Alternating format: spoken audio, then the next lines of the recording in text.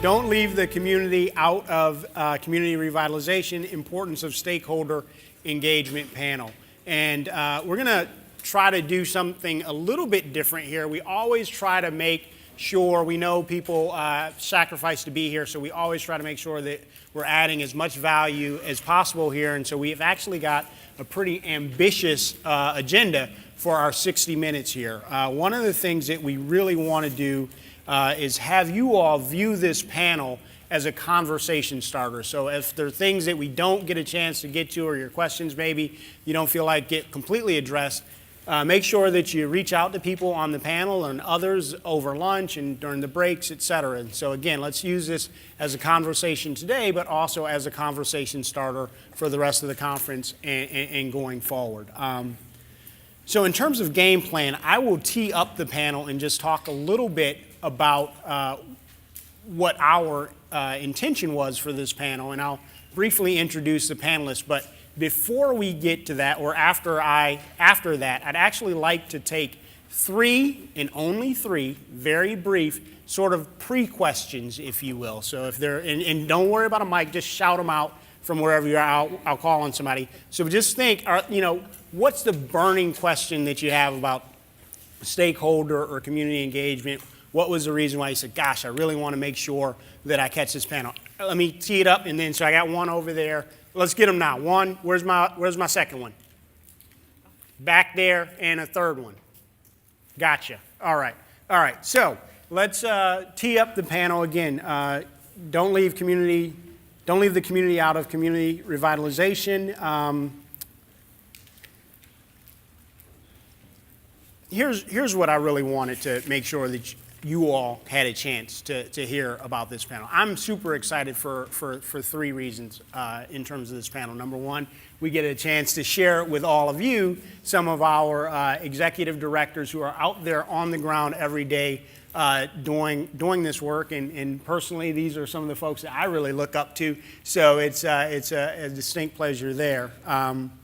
Secondly, community engagement is woven into the DNA of purpose-built communities, because community engagement is how Eastlake got started. And I'm sure many people here have heard the story of the 3 years of meetings with the residents and with Ms. Eva Davis, who was the resident association president, and really hand in hand, just before anything broke ground, before anything was demoed, before the school was built, et cetera, it was community engagement. It was a conversation. It was a negotiation. And so in all of our work, that community engagement, that stakeholder participation is built into our DNA. And the third reason that I'm excited about this panel is that this is the benefit of what we call our purpose-built network.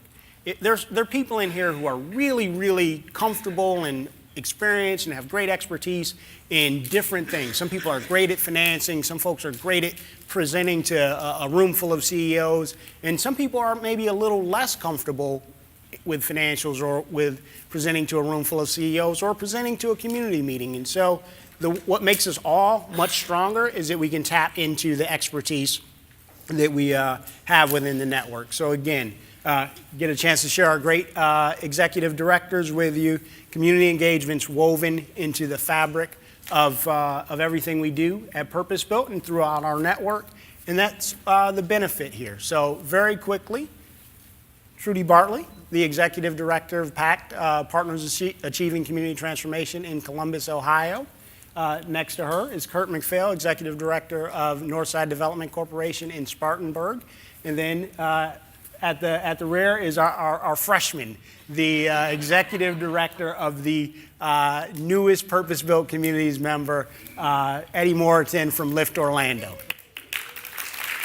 All right, real quick and loud so everybody can hear it.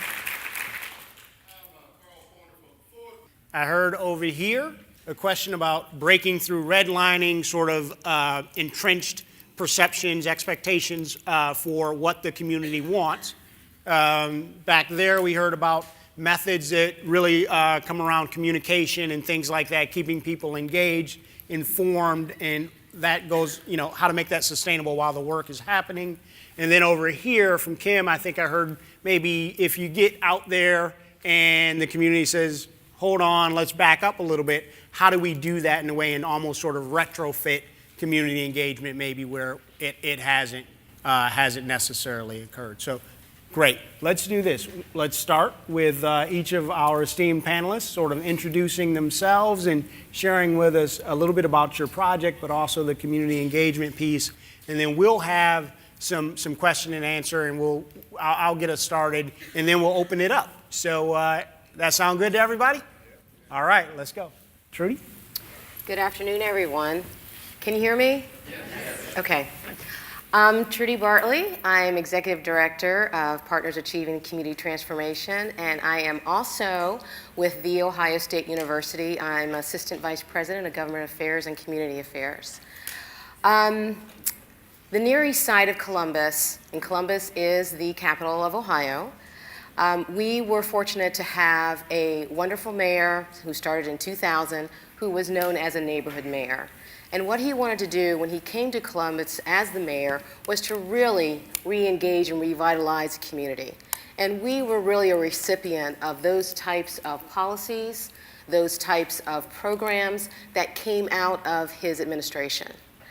The Near East Side, we have a geography of about 800 acres. Now that is huge, because if you look at downtown Columbus, that's 900 acres. So what we wanted to do was really engage the community where they were. It was a predominantly African-American community in the 60s and late 50s. It was a community of about 45,000, very mixed income, professionals. It was very mixed income as far as socioeconomically. And as in many communities that you have around the country, a freeway came in. And it cut it off from the rest of downtown and other neighborhoods. So we went from a population of 45,000 to now a population of 7,700. You had the onset of the civil rights types of home ownership programs, and those families that could leave the area did leave for other neighborhoods, and those families that could not stay. And that's where we have the 7,700. We also had a development much like Eastlake, which was called Poindexter. And it had a long tradition. It started in 1945, but it was at the end of its reign, and it is part of our geography. So we were able to, in 2011, start having conversations with the neighborhoods. We had coffee conversations. We went into people's living rooms, and we asked them, what are your aspirational goals? What is it that you want for this community? You know what it was. It's not going to be what it was, but what can it be? And from there, we were fortunate in 2012 to receive a Choice Neighborhood Planning Grant. We received the planning grant. We took that information that we had. We were able to hire a consultant, Goody Clancy, who came in. They took that information. We had town hall meetings. We were able to understand what the priorities were around 5 areas, that being safety, housing, economic development, health and wellness, and education. Again, education is our platform in that with all communities, people want to come to community or stay in a community where education is foremost and preeminent. So we were able to, from there, take our Choice Neighborhood Planning Grant, put together a master plan, and in 2013, we were awarded a Choice Neighborhood Implementation Grant. Okay, that sounds really quick. As far as going from a community organization that starts in 2010 to receiving a Choice Neighborhood Implementation Grant of $30 million in 2013. But the key to this was listening to the neighborhood, understanding what their priorities were, not overlaying what we thought the priorities were of the university, of the city of Columbus, or of Columbus Metropolitan Housing Authority. It was listening to them and bringing the community back every time we made a step forward, updating them as far as what we were doing, and including them in those committees that we had started, that had started with, again, the master planning document and continued. We are a food desert. We have DNF schools. We have vacant and abandonment, but we have identified strategic corridors within our neighborhood from both a residential, a commercial, and a revitalization and education standpoint that we believe are going to really transform this neighborhood to be a neighborhood of choice. Okay, thanks, Trudy. Curt? Thanks, Trudy. I am Curt McPhail, and I work with Northside Development Group in Spartanburg, South Carolina. I have been involved in Northside for many years, almost 20 now, and that work became rooted, and I started as a community organizer. So my citizen engagement strategies are based in the community organizing field. I also spent some time in philanthropy, and those two combined to an interesting mix. But I want to talk to you a little bit about Northside, and then I want you to play a little, maybe play a little game with me. Northside is about 400 acres, devastated by the textile industry leaving, as many southern communities were. It left in the early 90s. About that same time was the prevalence of crack cocaine, and those two made a really horrific marriage in communities like Northside. So fast forward to 2008, 400 acres, about 46% of it's vacant. 65% of the folks that live there are poor by federal standards. So here comes the time for a game. Say you're a group of smart folks like you all are here and think, all right, what is it that we could do to really revitalize that community? What would be a catalyst? And let's imagine somebody in the back raised their hand and said, you know what, let's build a medical college right there in the heart of that community. 320 medical school students will come in from all over the country every single year. The school will invest $30 million in facilities and also take a lead role in the community. I think that's the answer. Most likely that person would have been laughed out of the room, but that's exactly what happened to Northside. We became the Carolinas campus for Edward Via College of Osteopathic Medicine, and that created a conversation in our community about how do we turn Northside around. Fortunately, there were people who had been working with residents, much like Trudy had said for a while, talking to residents about what they wanted to see in Northside, how they wanted to see it improved. And the conversation didn't solely focus on the economic opportunities of a $30 million investment. It shifted to think about both the economic and the social benefits of a $30 million investment. For those of us who got around the table early with Northside Development Group, we really wanted to do things differently. In our town, and I'm sure we're alone, and all of your towns have done community revitalization just perfect. But in our town, most often, it was a group of people who didn't really look like the community, getting in a room, trying to think of solutions to fix these challenged areas. Often they would draw really pretty pictures and come up with phenomenal ideas. And somebody would say, you know what, we should really take that out and share it with the community themselves. And they'd host a community meeting and unveil these really pretty pictures, and a lot of head nods would go on, and they'd check off a box and head back to their offices and say, you know what, we engaged the community. We wanted to do something really different. We wanted to do our work with the community and not to it, and set out on a path where the community had a voice in every aspect of what we wanted to do. Not to get ahead, but to answer some of the questions. When we would host community meetings, we'd ask for folks that wanted to get deeper involved. They would always circle their name on the sign-in sheets, and we'd always follow up and have one-on-one. So what is it that you want to do? What is it that you want to get involved with? That group evolved into a group of 12 who we really said, do you want to get in with this, with us? We want you. We need your help. We want this. This is going to be a serious commitment. We don't know exactly what it's going to look like, but we want you to hold us accountable, and we want to hold you accountable. And that group began to meet. And if you were at our conference last year, you heard some amazing folks of our Northside Voyager team. I'll put her on the spot. Wanda Cheeks is our Northside Voyager, sitting in the middle of the room. Wave your hand, Wanda. If anybody wants to understand citizen engagement, Wanda, along with our other Voyagers, really are. For us, it's super important for the community to be in the driver's seat. We know from a sustainability standpoint it's important. We know for a changing perspectives and changing how this work gets done, it's important. And any organization that comes and says, hey, I got a great idea, I want to work with y'all in Northside, we say that's great. The Voyagers meet on the third Thursday of the month at noon. You can come by and make a presentation to them. I'll be happy to set it up. They're the ones that really do help guide and direct our work. We also received a planning grant. We didn't receive the implementation grant, but that's okay. And in that planning grant, we hosted a week-long charrette, and Ron Hartwick and other, Brian Keith, I think maybe here too, who hosted those. One of the things we said is we wanted all the different conversations of everything that could go into community revitalization, but we want residents to lead every single conversation, and we did that. And it sets the stage that makes us different, but it also makes us accountable.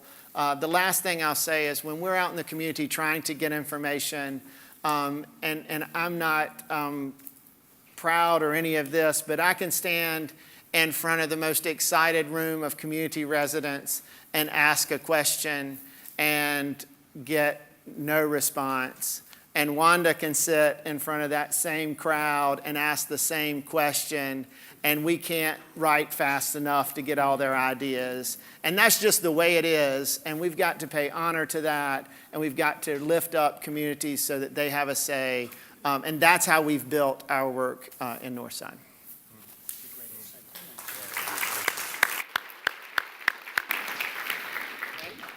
Thank you, John. Well, it really is an honor for me to be here. We are the sort of the newbies in the room. We were just here last year as audience participants and honored to be able to share a little bit that we're learning thus far. For Orlando, our story was a little different in that Lift Orlando was founded by a group of business leaders in our community who really felt that though they had been philanthropically involved in the community, there was a desire to do something that would actually move the needle. And so our founder and chairman, Tom Sidema, who was CEO of CNL, found himself driving through the west side of town for the first time in Orlando after living there for 2 years and sitting in the seat of CEO of one of our larger companies and influential institutions, CNL Financial Group. But up until that point, he had not seen what the other side of the tracks looked like, and was driving through on his way back from a game at our football stadium, the Citrus Bowl, and was alarmed and shocked, concerned for his safety, but then quickly started wondering why no one was doing anything about this when he realized he could see his office from where he was, that all this was in the shadow of downtown.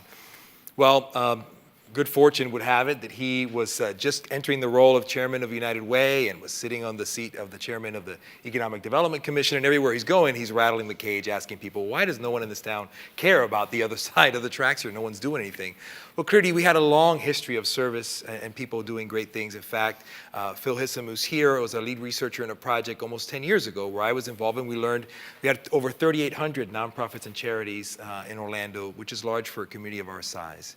But we were learning that what we were doing just wasn't working, and it took a very counterintuitive approach to go about doing something different. And so we went about figuring out what that would be like. Met Bob Lupton and all read Toxic Charity, and Bob quickly introduced us to Purpose Built. And we heard a few things there that made us really question what our preconceived assumptions were and begin to look at different ways for how to serve the community. So since then, we've been able to really look at our own name is the fruit of 4 words we kept saying often, because we ended up with a group of type A business leaders who were ready to do this yesterday and could kind of write checks to start getting things going immediately, but we realized we needed to spend time learning, identify what worked, eventually focus on a particular area in town, and then over the long haul, seek the transformation of that area. Another inciting incident was our local football stadium, the Orlando Citrus Bowl, which we do not have a football team in Orlando. This is an organization founded by a local Elks Lodge who wanted to raise money for charity, and so they started hosting games. And 70 years later, they've been committing to helping the broader community through charitable contributions, through games and sponsorships. And they realized that they were building this new building, but could really make a bigger difference if they could focus their efforts. Well, at a dinner where that gets announced as a new project, Tom ribs the CEO about the fact that they were going to build a new building in a neighborhood that was, at the time, the lowest income neighborhood in Orange County. So that group of business leaders came together. We did not have the luxury of having residents involved in the very earliest conversations. We were ready to go change the world and then realize, oh, we probably need to talk to the people who live here. So over the next 2 years, with the help of Phil Hissom as our consultant in the process, we conducted the largest urban neighborhood survey done in our community and engaged a group of remarkable leaders who really were kind of our counterpart on the ground. Really directing what we're doing, but by first us listening to them and what they wanted to see. Luckily, they had the same concerns that we knew were important priorities: housing, economic opportunity for residents who live there, opportunities for youth, education. And so as we began to sort of connect the dots between us, we found chances to collaborate, but it would look very different. I remember pulling Curt aside last year, tell me how you've done what you've done, but I realized I couldn't do what Curt was doing. I already had a group of powerful business leaders at the table, and I feared that by just putting a few residents on a board, which seemed like they were the obvious token residents on the board, that somehow we had to figure out this counterbalance of power. That we would obviously be the outsiders entering the conversation, willing to do some of the heavy lifting, but this was their neighborhood, and their voice needed to represent what happened with the future of that neighborhood. So today we have a newly formed group called the West Lakes Economic Opportunity Council, which is sort of redubbed and named of these neighborhoods around the bowl. They are one of the most impressive collections of people I have ever met, and they really serve as our counterpart on the ground. And same thing, somebody has a new idea, they want to bring a company to the area, they want to be part of the project. Well, meetings are set at a certain night. Let's go and have you meet the council. So we're in many ways still an experiment. We believe most neighborhoods change either from the bottom up or the top down. And these two things don't usually work in concert together.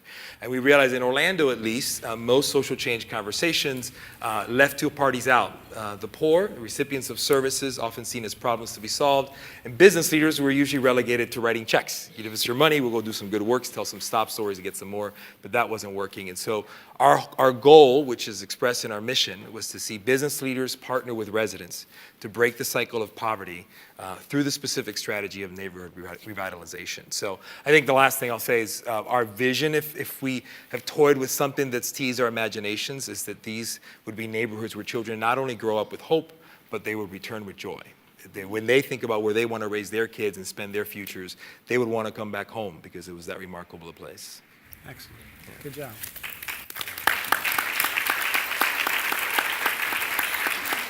So Eddie, thank you. That really teed up something that a point that I want to reiterate, and a point that I made earlier.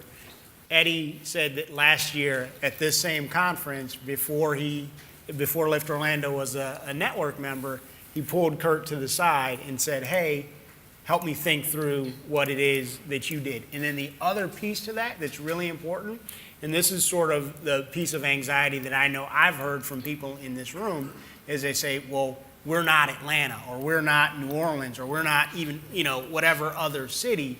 And so it's not always going to be, in fact, it will never be a perfect cut and paste. But thanks for sharing that very practical experience there. So the questions that we had were talking about breaking through redlining, and Trudy, you talked about your area being a food desert, and so maybe we can talk a little bit more about that, and then the methods for communication while the work is happening. So Curt, you talked about the Northside Voyagers. Eddie, you talked about the West Lakes Economic Council, and then we talked about the retrofitting. And so Eddie, you talked about, hey, you know what, we were sort of out there, and then we said, gosh, we want to step back and really reevaluate the way that we're going about this. So I've just got a couple of questions that I will ask the panelists, and then please, and we do have microphones, so we will use microphones for the audience Q&A. So if you have questions, please get those ready and be prepared to go to the microphone. So Curt, one of the things that you talked about being a community organizer, and you've worked with the Northside Voyagers, who were excellent last year at this same conference.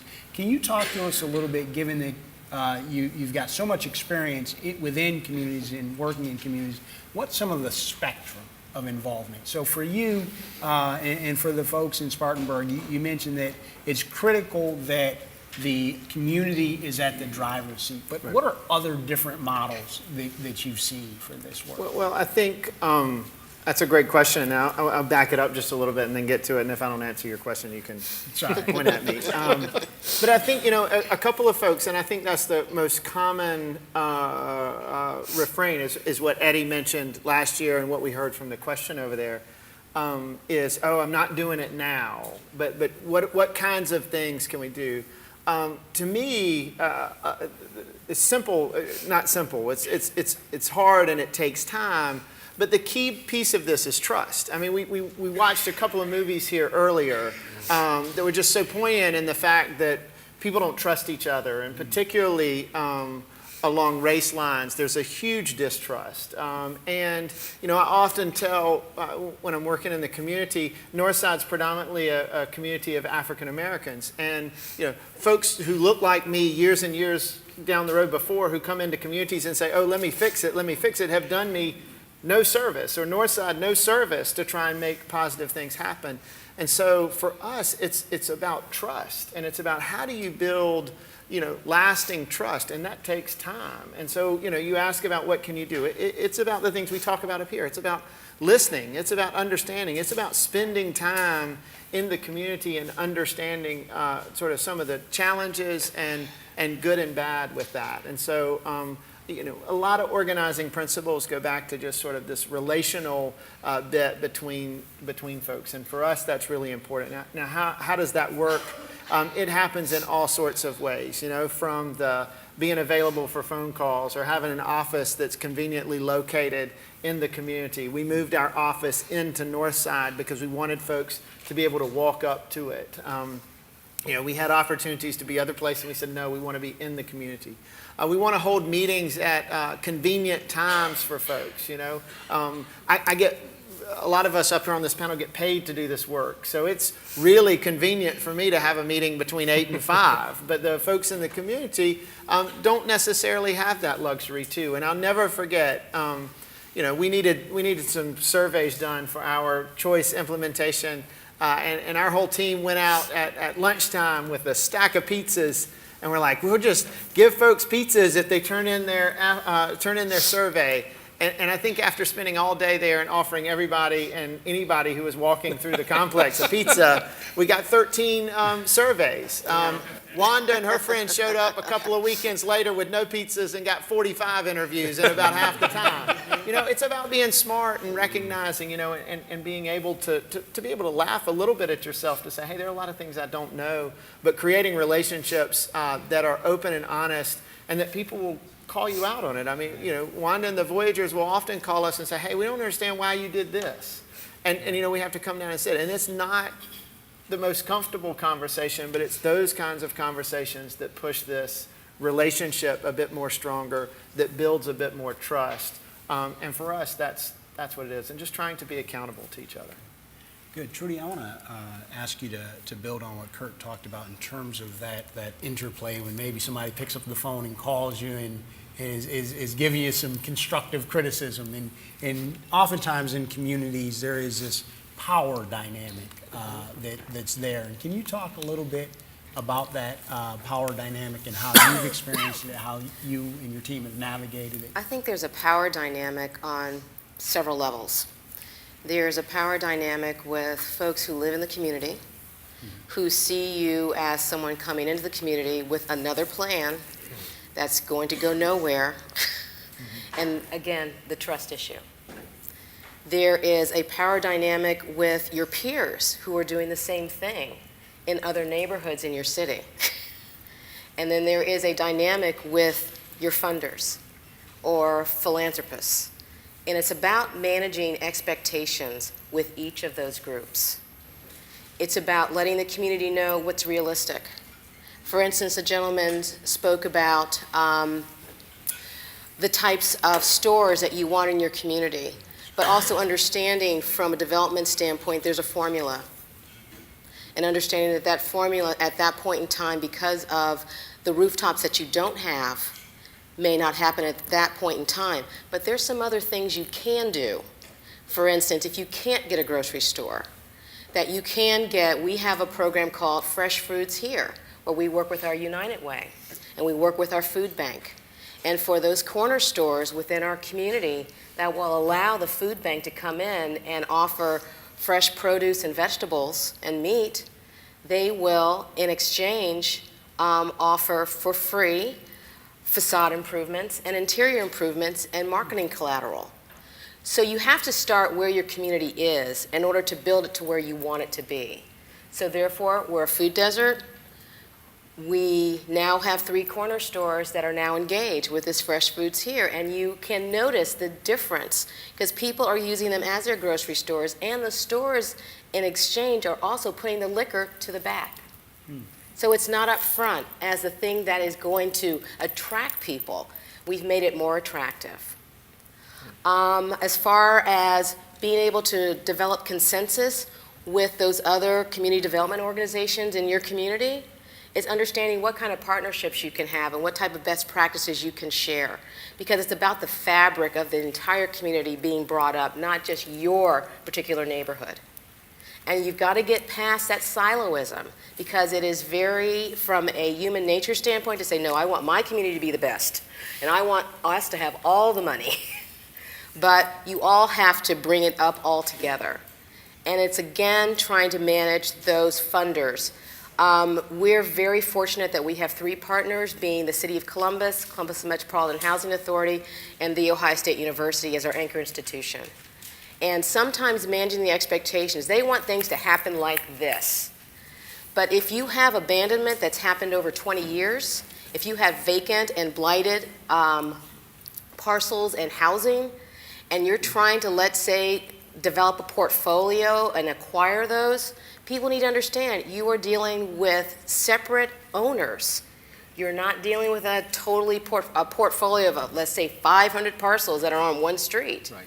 And you have got to let folks know that this is, community development is tough and it's hard because it's about being able to garner that trust in the community, knocking on the doors and asking the woman who has lived in that house for 50 years to consider you acquiring that property and what it can be, or helping her as far as getting a facade improvement loan for her property. So therefore, if she has code enforcement violations, you're assisting her in staying in her house.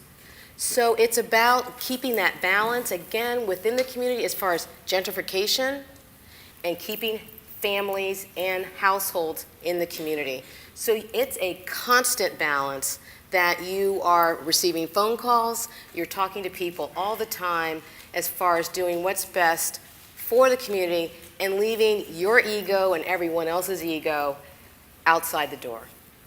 Great. Thank you. All right. So this is my last question. So if there are audience questions, if you would start maybe making your way to the microphones. So Eddie, one of the things that came up several times during the comments here is this issue of trust. We've talked about the power dynamic.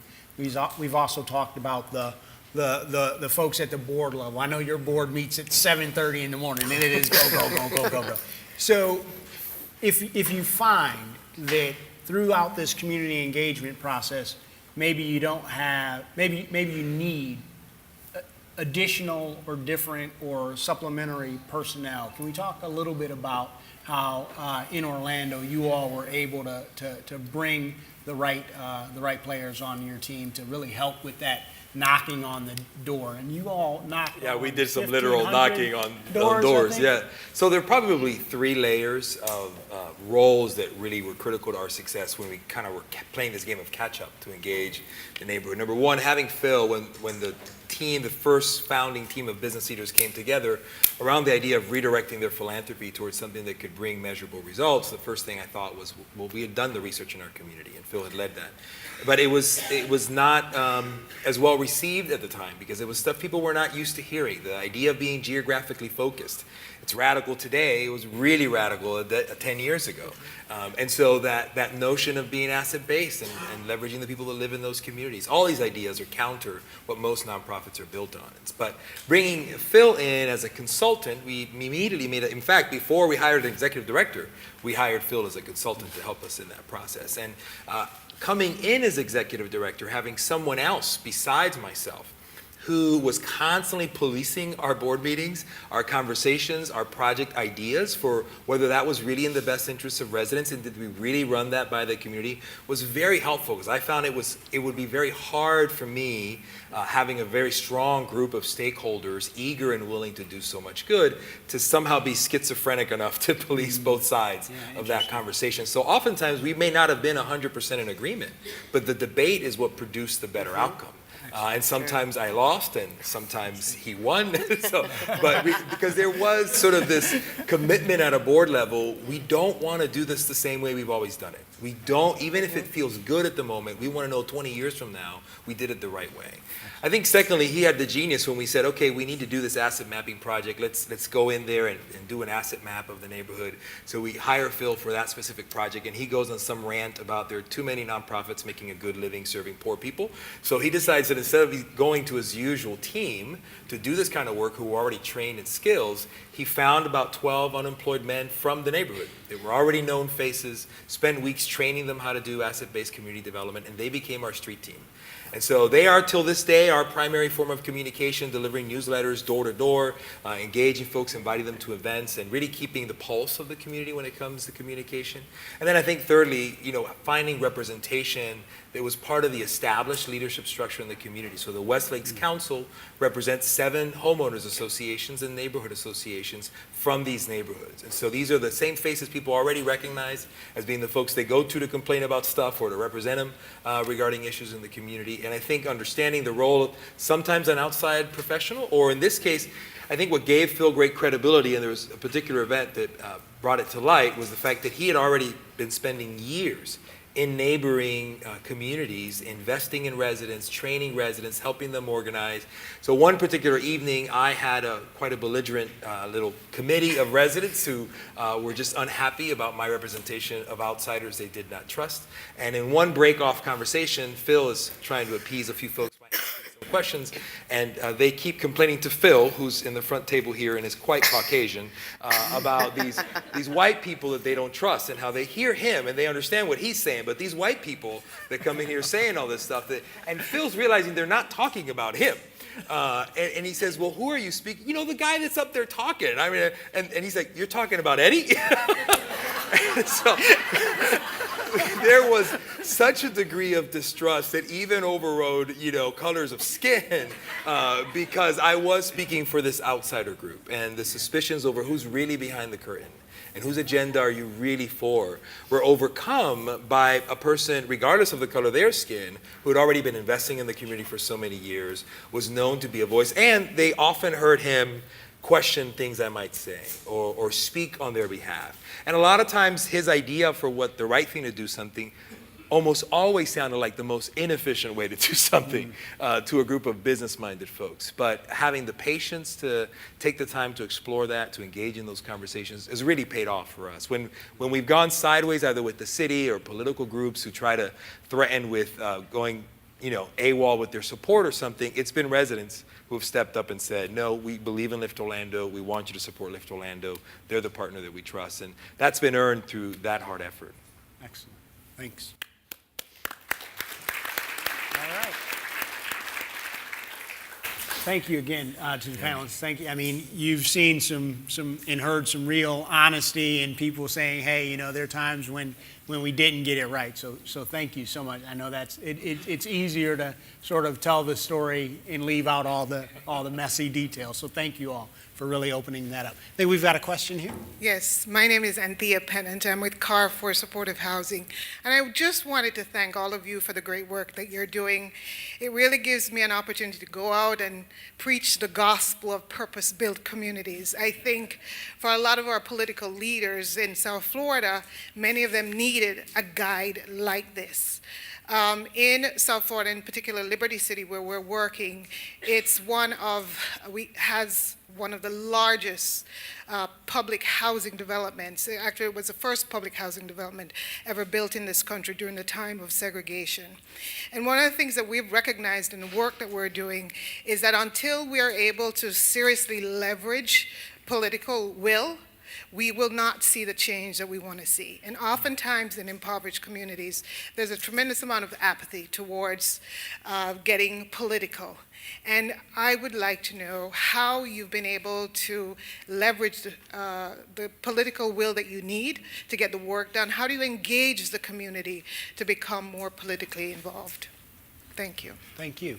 Anybody particular? I mean, I'll answer, and I think it's incredibly important. I think one of the ways that we've often done is through our community meetings and making sure that residents know what political issues are out there. For example, our neighborhood has a city council representative, and so there was a long-standing representative over the Northside area when we started this effort. There was some discontent by those from outside the community and inside the community about that representation. And when somebody came to run against, we made sure that there was opportunities for both candidates to have the chance to speak to residents. I think it gets really tricky where we're from to take a stance one way or another on a political one. We're not going to do that, but the opportunity to get folks in front of and to make that decision based on what's best for the community, we trust the community to be able to do that. For us, that's been our experience. Our experience has been, well, as I said in the very beginning, we're very fortunate in that administratively we're funded through the city. So we're funded through the City of Columbus, we're funded through Ohio State University, and we're also funded through Metropolitan Housing Authority as far as our administrative costs. We were able to get through the expansion of our Wexner Medical. It was a $1 billion expansion, 6,000 new jobs. We were able to be a part of a jobs growth incentive plan in that the city up to $35 million for every job that was created. 30% of that payroll tax for that new job goes back to the university, again, up to $35 million over a 15-year period, and $10 million of those dollars comes over to the Near East Side for redevelopment. So we have a very engaged mayor, administration, and city council who really believe in neighborhood revitalization. We also have area commissions, which are quasi-governmental, and they're voted upon within each of the districts within the neighborhoods. And we make it an effort to go before them to give them updates as far as what we're doing and what may be coming to them for approval, particularly if it comes to rezonings, variances, permits, design. We also, on a grassroots level, go to our elders groups that are within our community to let them know, because they are the most vocal as far as what used to be and how they'd like it to stay that way. And we talk to them as far as, here's what the plan is. We're not trying to change, we're just trying to bring vitality back to the neighborhood. So, and we also have neighborhood groups. So we have area commissions, neighborhood groups, and then grassroots groups. So from a political standpoint, and I was also used to work for the mayor in development, so I understood the breadth of what the laws were and what the resources were as far as that we could bring to bear to really assist with what we were trying to accomplish in our 5 focus areas. Thanks, Trudy. I'm starting to get my my time flags back there. So I've got a question here, and then do we have a couple queued up here? So let's go over here. Thank you. Hi, my name is Emily Seddon. I'm with the Family Housing Fund in Minneapolis, Minnesota. And my question for you all is, have you experienced and how would you deal with engagement fatigue, both at the neighborhood level, too many meetings, surveys, interviews, and then also at the institutional level, where we seem to be tapping the same people for the policy and institutional level conversations over and over again? I think I'll speak to that just briefly. One thing that's been very helpful for us has been setting expectations early on with our stakeholders at a board level. I mean, the commitment to say this was a 20-year deal was something that they would not have easily agreed to anything else. But from the beginning, we were saying this is not going to be a 2-year project and we pat ourselves on the back and ride off into the sunset. Like, we have to be committed to this long term, and we have to decide that's how long it's going to take to see the result of this. Now, at the rate we're going, we're hoping we're going to see a lot of results in a lot less time, but it takes setting that kind of expectation. And the other thing I'll say, maybe what worked on our behalf is because we were this outsider group that was worthy of so much suspicion, that might have worked in our favor when it came to engagement and turnout for meetings. We saw an unprecedented number of people take time for these community events and come out, and half of them were interested and curious. The other half were very suspicious as to what we were really up to. And to a degree, I think we learned that though it's important to listen and have a posture of openness, sometimes to throw the grenade of an idea and get the conversation started, even if that's your sort of sacrificial lamb of an idea. It's going to die at the hands of people who hate it, but it was enough to get people engaged and interested. And that was a lesson learned in this process, that sometimes it was worth letting an idea die for the sake of keeping people engaged in the process. Good, thanks. All right, so I think I've got 2 over here and I've got 1 back here. All right, let's let those be the last 3 questions, okay? So I've got 1 over here. Thank you very much. I'm Glenice Robinson from Fort Worth, and I'm probably one of few, if not the only, public library representative here. And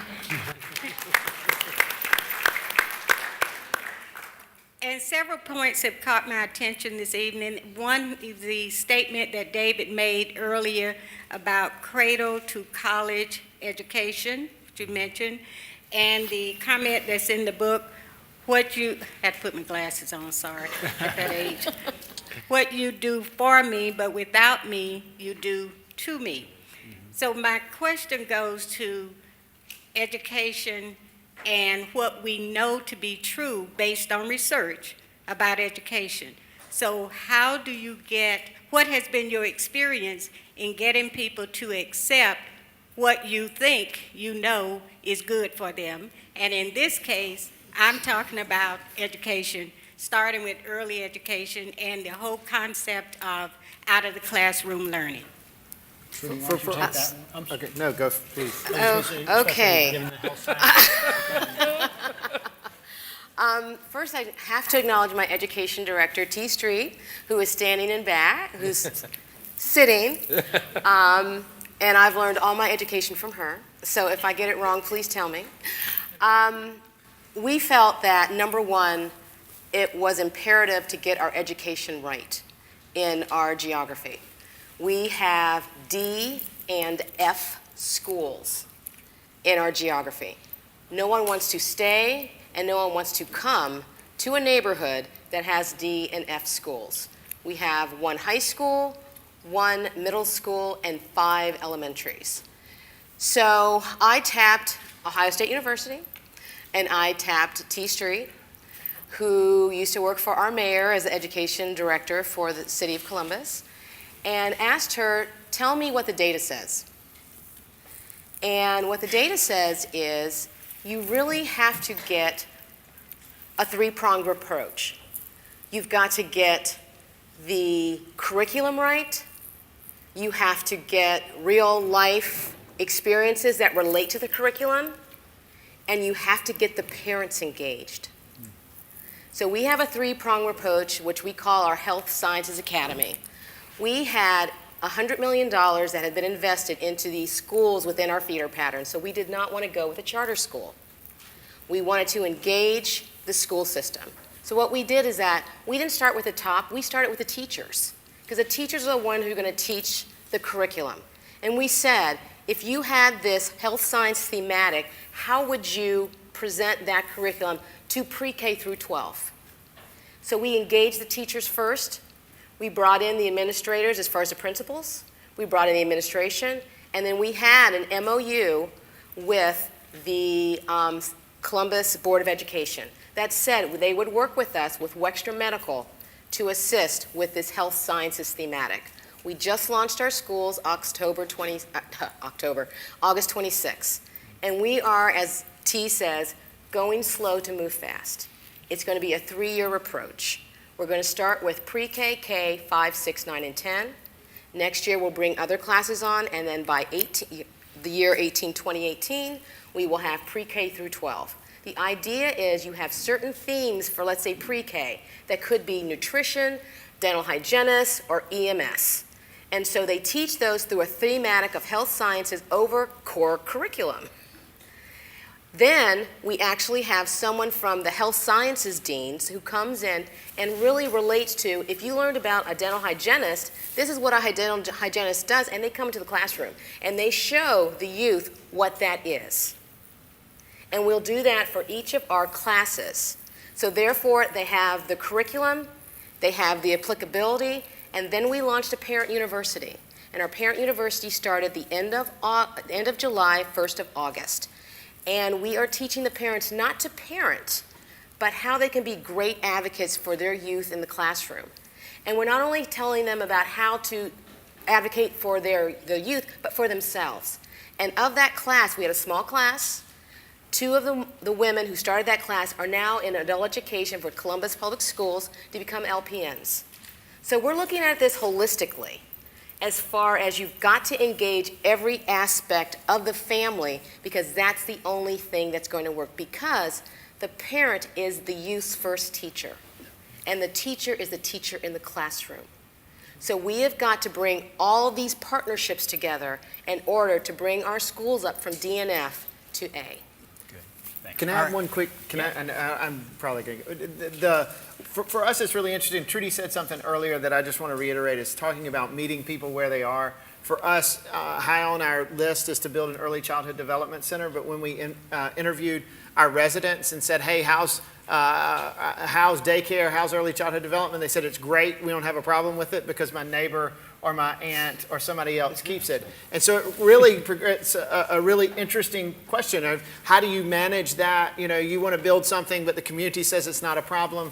Our answer to that is to work towards building a center that's also family focused and to provide also home-based care training so that the home-based care is done incredibly high quality, and so that we don't force this idea that every kid has to be in a center. And again, but it goes back to all that we've talked about. It's really a balancing act and trying to meet folks where they are and not just assume that your answers are the ones that work. Yep. Thanks. I'm sorry. Can we can do two more, but they've got to be like speed dating questions. Good evening. I'm Alicia Scott Ford from Florida, and I have a really quick question, very simple.